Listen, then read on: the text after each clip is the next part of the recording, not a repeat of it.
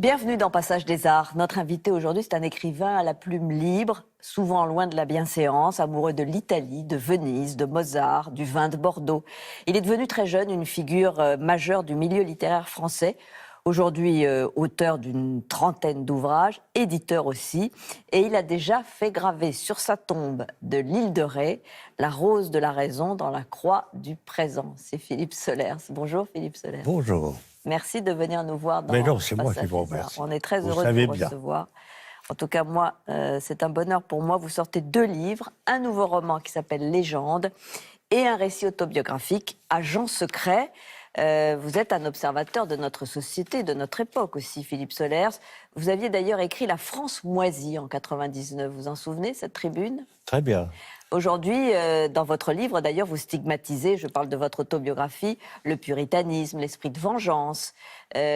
Comment vous regardez la crise qui nous secoue actuellement depuis 1 an maintenant, depuis tout juste 1 an Écoutez, comment vous vivez cet enfermement ? C'était la France moisie déjà il y a longtemps. Oui. Et là, c'est la France liquéfiée.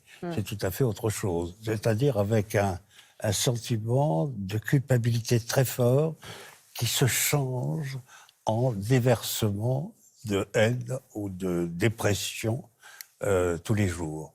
C'est-à-dire que c'est quelque chose d'épouvantable à vivre pour des gens jeunes. D'ailleurs, ils sont là en position de difficulté majeure. Donc, c'est ça qui est intéressant, parce que vous êtes obligé, à ce moment-là, d'aller à l'essentiel. Qu'est-ce que c'est que d'aller à l'essentiel ? Alors, voilà 2 livres qui essayent d'expliquer ce que ça veut dire pour moi. ô combien, et pour nous aussi. Alors, pour mieux comprendre votre personnalité et votre parcours, nous entendrons notamment Roland Barthes, Louis Aragon, André Malraux.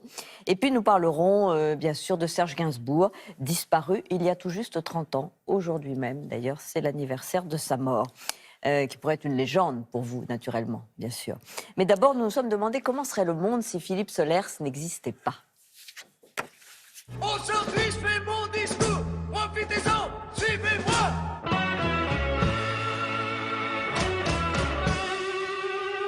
Si Philippe Solers n'existait pas, le monde serait... Plutôt raté.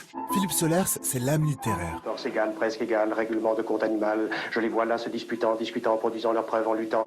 Philippe Solers est né Philippe Joyau en 1936 à Bordeaux dans une famille d'industriels. Bordeaux est de loin la plus belle ville de France. Philippe Solers a étudié à Versailles dans une école de jésuites dont il sera renvoyé pour la lecture de livres interdits. On ne peut pas plaire à tout le monde et c'est très bien comme ça. Philippe Solers s'installe à Paris en 1955, s'inscrit à l'ESSEC, qu'il quitte pour la Sorbonne, mais abandonne ses études après une rencontre avec Francis Ponge. Au lieu de faire une carrière, j'ai fait tout le contraire, c'est-à-dire à ma façon. J'ai donc pris ma liberté. Philippe Joyau prend le pseudonyme de Solers, inspiré du latin et qui signifie tout en art en 1958 à la sortie de son premier texte, Le Défi dans la revue Écrire. Ayant accompli ses désirs, au fond, il se trouve encore plus seul que jamais. Comme si c'était vraiment le bonheur qui isolait au lieu du malheur. Philippe Solers fait paraître ses premiers romans dans les années 60, Une curieuse solitude ou Le Parc, qui lui vaudra le prix Médicis. Je ne m'y attendais pas, ça me surprend un peu, mais enfin je suis très content évidemment. Une écriture romanesque qui repose sur des éléments autofictifs. Ce qui compte, c'est ce qui est vraiment écrit là, comme ça, sur la page. Philippe Solers, c'est une plume loin de la morale et de la bienséance. La morale, je ne sais pas s'il y en a une, ou alors s'il y en a une, elle est très particulière. Je crois qu'elle peut se résumer par l'épigraphe, le plus beau des courages, celui d'être heureux. Un écrivain qui chérit par-dessus tout les auteurs qui explorent le côté obscur de notre âme. La dénonciation, par exemple, systématique des fantoches qu'on appelle en général les écrivains, est une chose qui blesse très profondément une société dans ses efforts pour sublimer sa culture. Philippe Solers est un auteur prolixe qui a publié près de 30 romans et autant d'essais. Écrire, c'est être un peu un intermédiaire, purement et simplement. En fait, si Philippe Solers n'existait pas, le monde serait moins... romanesque. Alors, dans Agent secret, on plonge d'abord dans l'enfance de Philippe Solers, de Philippe Joyau. Le livre est un testament du temps enchanté, écrivez-vous. Il y a de l'allégresse à ce moment-là, il y a de la joie avec cette mère que vous décrivez comme belle, moderne, libre, avec 2 yeux différents d'ailleurs. C'est une enfance joyeuse plutôt. Absolument magique. Ouais. C'est-à-dire que dans un lieu magique, enchanté, Bordeaux. la région de Bordeaux, les vins, tout ça, et des gens très, très singuliers. 2 frères ont épousé 2 sœurs, ont vécu, ont fait construire 2 maisons parfaitement symétriques. Vous dites qu'il y a une ce qui fait que j'avais 2 mères, oui. 2 sœurs, vous voyez tout ça. Enfin, Atmosphère incestueuse, dites-vous. je crois qu'on peut le dire comme ça, mais attention, c'est Oui, très, très, très mal vu aujourd'hui. Or, c'est une atmosphère, disons, très sensuelle et un lieu enchanté avec des femmes étonnantes, très singulières, très intelligentes. Oui, vous dites beaucoup, bien sûr, de bien de cette mère. Esprit frondeur déjà, Philippe Sollers. Vous allez expliquer que dans la vie, vous ne feriez que ce que vous désirez faire. J'ai à peu près été renvoyé de partout. Oui. C'est pour mauvaise discipline, pour chahut, pour... Ce qui a été le plus difficile, ça a été de me faire renvoyer de l'armée au moment de la guerre d'Algérie. Ça, j'ai été obligé de faire une grève de la faim. Et André Malraux vient un peu à votre... C'est Malraux qui m'a sauvé la vie. Un peu à votre secours. C'est ça. Voilà. Je lui ai envoyé une carte pour le remercier. Et il m'a répondu cette chose absolument sublime. C'est moi, monsieur, qui vous remercie d'avoir pu au moins une fois rendre l'univers moins bête. Bien sûr. Vous voyez, il y avait des ministres de la Culture à l'époque qui étaient quand même assez hauts dans l'esprit. Il y avait du panache, oui. Alors, il y a les premières amours, bien sûr. Vous avez 14 ans avec Eugénia. Alors, le livre est parsemé de photos et c'est évidemment très touchant parce on la voit. On la voit. Je crois pour la première fois. Comme d'autres. Ah oui, peut-être. Le livre lui est dédié, d'ailleurs, je crois. Oui, absolument. On aperçoit bien sûr Dominique Rollin, que vous rencontrez quand elle a 45 ans et que vous en avez 22. Et c'est là qu'il y a un peu de clandestinité, d'où le titre Agent secret, parce que il faut bien l'expliciter. Notamment dans ce genre de choses. Notamment dans les histoires d'amour. J'ai fait plein de choses différentes. C'est ça qui est très difficile. Parce que, si comme vous un voulez, agent secret. Oui, voilà. Un agent secret qui aurait une identité bien définie n'irait pas très loin dans la vie. Il se ferait arrêter tout de suite. Oui. C'est ce que j'appelle les identités rapprochées multiples. C'est-à-dire IRM. IRM, oui. Voilà, il faut avoir plusieurs identités et savoir s'en servir. Donc j'en ai plusieurs. J'ai fait beaucoup d'interviews, j'ai écrit dans la presse, je suis apparu à la télévision, alors que je faisais en même temps tout à fait autre chose. Tout à fait. Alors, vous allez écrire très jeune, puisque le premier roman, vous le publiez à 21 ans. Il est repéré par François Mauriac, pour Une curieuse solitude. Et puis, bien sûr, d'autres intellectuels, et notamment par Louis Aragon. On va l'écouter, ce poète, sur l'engagement, ou plutôt le non-engagement. C'est en 1967. Je me mets toujours dans une colère folle quand on me dit que je suis un écrivain engagé. Je n'ai jamais été engagé. À aucune Saint-Valentin.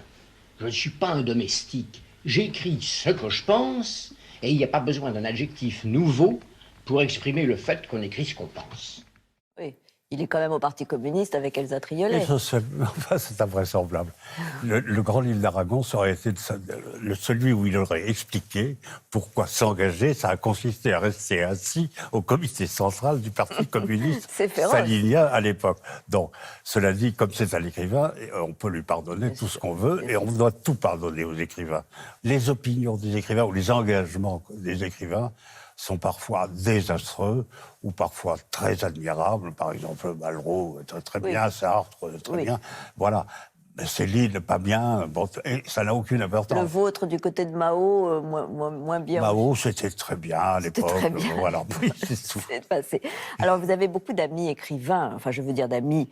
Vous citez Pierre Guyotat, Claude Simon, et il y a bien sûr Roland Barthes, qui est très important pour vous, qui occupe une place particulière. On le voit bien sûr en photo aussi dans ce livre, c'est très émouvant. Et sa mort accidentelle vous bouleverse d'ailleurs, c'est en 1980. On va l'écouter sur l'influence de sa vie dans son écriture en 1971.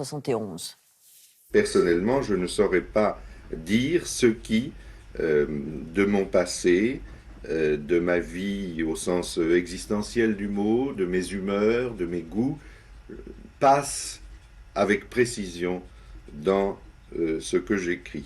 Je pense qu'il y a certains thèmes qui relèveraient alors plutôt d'une sorte d'art de vivre que j'ai connu dans mon adolescence, dans mon enfance, dans ma famille. Ces thèmes-là peuvent en effet passer dans l'œuvre intellectuelle à titre de valeurs implicites. mais c'est extrêmement difficile, c'est extrêmement délicat à repérer, et il faudrait à ce moment-là que je fasse au fond moi-même une sorte de psychanalyse de ce que j'ai écrit, et je dirais vraiment sans aucune coquetterie, je crois que, en ce qui me concerne, ça n'en vaut pas la peine. Ouais, c'est un homme que vous avez admiré, édité d'ailleurs, Philippe Oui, Solers. mais on se voyait très souvent. Il y a un livre de moi qui s'appelle L'amitié de Barthes, voilà, de Roland Barthes. J'ai eu 2 rencontres étonnantes. Là, c'est Georges Bataille, qui venait dans le bureau de cette petite revue trimestrielle qui dérangeait tout le monde. Ça fait tel quel. Qui s'asseyait tel quel, qui s'asseyait, qui ne disait pas grand-chose, et qui dégageait là une impression de soufre à vif. J'avais une très très grande admiration pour Bataille. C'est un des plus grands écrivains français, et contrairement à la période puritaine et régressive et hyper réactionnaire que nous vivons, c'est vraiment quelqu'un qu'il faut rouvrir et écrire. Alors, on va bien sûr parler de ce livre dans lequel vous dénoncez cette époque, aussi la nôtre, Philippe Solers, mais auparavant, on écoute la question d'un téléspectateur. Philippe, que feriez-vous dans la peau du sexe opposé pendant une journée? Si j'étais une femme, je dormirais toute la journée. Tellement j'en aurais marre d'être des sottises qui se fomentent contre moi, des harcèlements divers dont je suis l'objet, y compris de la part des féministes qui me cassent les pieds. Et donc, je passerai ma journée à dormir pour oublier tout ce qui se passe à ce sujet. D'accord, et peut-être à lire quand même, Philippe Solers. Voici Légende, donc c'est un roman. Enfin, c'est un roman, vous allez nous dire que peut-être il y a quand même beaucoup de choses de vous. Vous partagez vos passions pour la peinture, la musique, la Chine. Il y a des colères aussi contre l'époque, le numérique. Vous écrivez enfin un roman où il y a des tas de choses à apprendre. Ben oui. Voilà, donc c'est à apprendre sur vous, à apprendre sur le monde. C'est une tradition française classique, ça s'appelle le roman philosophique, et qui a donné ses plus grands chefs-d'œuvre au XVIIIe siècle, par exemple. Et donc voilà. Le roman philosophique est français. Le roman américain ne l'est pas. Le roman réaliste soviétique ne l'est pas non plus. Ça pense. Dans la prose française, le roman philosophique, c'est Proust, si vous voulez, à la recherche du temps perdu. C'est une merveille de penser. Donc, c'est des livres qui pensent.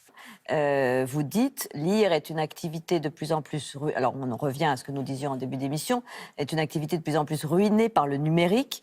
Vous n'êtes pas tendre avec cette époque des réseaux sociaux, Philippe Solers, qui détruit, sans doute, qui raccourcit la pensée, qui... c'est Alain Badiou qui parle de la paralysie mentale bravache. Oui, c'est-à-dire Badiou a lui-même un registre très très étroit. C'est le philosophe traduit dans le monde entier. Enfin, je le cite parce que il ça fait beaucoup de rejoint ce que vous mathématiques dites. dans ses livres. C'est le seul maoïste sans Chine que j'ai connu. C'est-à-dire qu'il était maoïste, mais il ne savait pas où était la Chine. Mais de cela dit, il est très sympathique. C'est l'universitaire total, tel qu'on l'a beaucoup produit dans ce pays. Mais il déteste aussi, comme vous, les réseaux sociaux. En revanche, un écrivain, c'est quelqu'un qui ne peut pas se permettre d'être universitaire, bridé dans son ambition. Il faut être paranoïaque, vous comprenez. Donc, pour ça, il faut vraiment sentir les choses, de la folie ambiante, de la folie sociale. Tout petit, je savais que les adultes mentaient. Et donc, je me suis préservé de leurs mensonges, de leurs simulacres. Et je crois que les adultes sont des enfants en général ratés. Être écrivain, pour moi, c'est être perpétuellement branché sur l'enfance. Alors, parmi vos légendes, il y a des musiciens comme Bach et il y a Victor Hugo. Bien sûr, vous l'imaginez, Victor Hugo, au XXe siècle et au XXIe siècle, face à la résistance, au chômage, au mariage pour tous, à l'incendie de Notre-Dame, évidemment, et il a parlé... Oui, ça le visait directement. Ça le visait directement. En quoi c'est une légende pour vous? Pourquoi il circule dans ce livre, Victor Hugo? Parce que d'abord, c'est le poète national qui a toutes les vertus, etc. Ce qui pourrait le rendre très antipathique. Oui. Toutes les avant-gardes ont rejeté Victor Hugo. Et moi, je pense que c'est une erreur. Parce qu'à partir du moment où on le relit, on voit que c'est quelqu'un d'extraordinaire. Et alors, il y a également, André Malraux dans ce livre. Et d'ailleurs, vous imaginez Hugo et André Malraux, finalement, qui s'entendent assez bien. Une équipe. Oui. On va écouter André Malraux parler de Victor Hugo en 1972. Ah. Victor Hugo a donné aux Français le sentiment qu'ils étaient la justice, ce qui n'est pas rien. Comment est-ce que ça a commencé? C'est très clair. Ça a commencé par Les Misérables. C'est-à-dire le fait de mélanger je suis le protestataire numéro 1 et à Guernesey avec Jean Valjean. Car vous savez que dans un pays comme l'Inde, le livre le plus lu de tout, y compris les textes sacrés, c'est Les Misérables. Voilà, alors évidemment, c'est des merveilleux entretiens, mais il faut un peu tendre l'oreille, Philippe Solers. Vous parlez aussi de la fin dans ce livre, de la mort. Dans le chapitre Paradoxe, vous dites « Plus le temps va vite et plus il est lent, plus la mort est proche et moins elle fait peur ». Est-ce que vous êtes tranquille aujourd'hui avec cette fin qui approche, cette mort? Mais la mort est, comme dit Mozart dans une lettre fameuse à son père, j'ai mis très longtemps à comprendre que la mort est en allemand... C'est au masculin, hein, tot. Et donc, j'ai mis très longtemps à comprendre que la mort, ou le fait de mourir, la mort était la meilleure amie de l'homme. Et je remercie Dieu tous les soirs de l'avoir compris grâce à lui. Mais vous, Philippe Solers, vous avez voulu faire installer une tombe sur laquelle est gravée déjà la rose de la raison dans la croix du présent. Ça, c'est Hegel. Ça, c'est Hegel. Lui-même franc-maçon qui a compris très bien, mieux que les Français, la Révolution française. C'est-à-dire quoi? La mort. La Révolution française, c'était des gens qui allaient mourir en descendant de la tribune de la Convention si leur discours n'avait pas été reçu. Ils jouaient leur vie en parlant. C'est ça la Révolution française. Je veux voir des gens qui, en parlant, jouent leur vie, si c'était possible. Mais ça ne se fait plus. On en est loin. Voilà. Alors, notre actualité culturelle, cher Philippe, va nous amener à avoir une pensée pour Serge Gainsbourg, disparu il y a tout juste 30 ans. C'est même aujourd'hui, le 2 mars. Auteur, compositeur, interprète de génie, bien sûr, qui va donner lieu à de très nombreux hommages, et notamment un livre d'un grand spécialiste qui s'appelle Bertrand Dical. C'est Guillaume Le Chat qui revient sur la vie et l'œuvre de Serge Gainsbourg.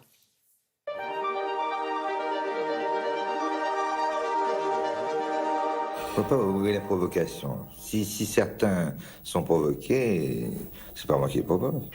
Provocateur et artiste passionné, de compositeur à interprète, puis d'acteur à réalisateur, l'œuvre de Serge Gainsbourg est impressionnante. Voilà, une légende aussi, Serge Gainsbourg, à sa façon, Philippe Solers. La javanaise est une des plus grandes chansons françaises, surtout interprétée par Julien Gréco. On est content, bien sûr, de l'évoquer, de lui rendre hommage. Sébastien Thème qui nous livre chaque jour un petit coup de cœur culturel, cher Philippe. Aujourd'hui, un pianiste, Piotr Anderszewski. Absolument. Parce qu'il faut bien qu'on parle un peu de musique classique avec vous. Oui, il fait paraître chez Warner Classic sa version du clavier bien tempéré de Bach, qu'il considère comme un génie intemporel et indépendant d'un instrument ou d'une époque. On écoute un extrait.